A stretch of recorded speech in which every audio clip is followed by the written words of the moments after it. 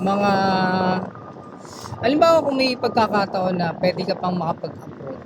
Halimbawa, Japan, Korea, Australia, Canada, UK, depende sa skills mo, no? Halimbawa, technician ka, uh, welder ka, o anumang skill, electrician, tapos may opportunity na kayo ay mapag-abroad. Mag-abroad ba kayo? Halimbawa ako driver, may opportunity na sureball na ako makapasok sa isang trabaho doon sa ibang bansa. Para sa akin, kung hindi sapat ang kinikita ko rito, kulang na kulang, ako po ay mag-abroad. Ako'y lilipad. Hmm. Bakit? Kumpara mo naman ang kita dito, di ba? Hmm. Maliban lang kung pareho kayo may trabaho dito ng asawa mo, siguro mananatili lang ako dito. Pero kung shortage kami, survival mood lang ang kita namin dito, kita ko, at may opportunity na makapag-abroad, ako po ay mag-abroad. Kagaya ng ginawa ng iba, mga kabataan dito, may mga pamilya dito na nagpunta sa UK, Australia, ngayon po ay sinsado na, financially stable po sila. Nakakabili sila ng sasakyan, bahay, lupa, di ba?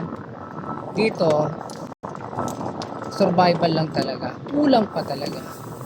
Masasadla ka pa sa utang.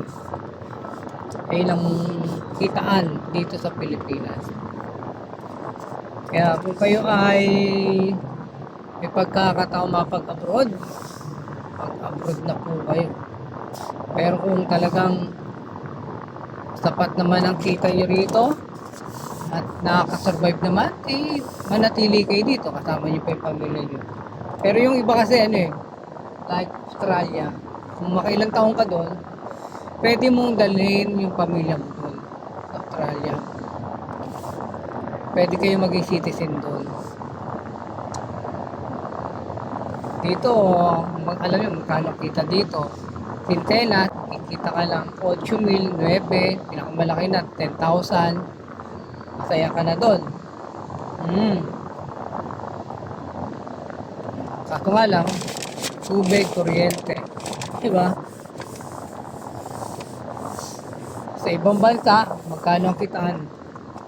Like Australia, 200 o 150, 250, 300.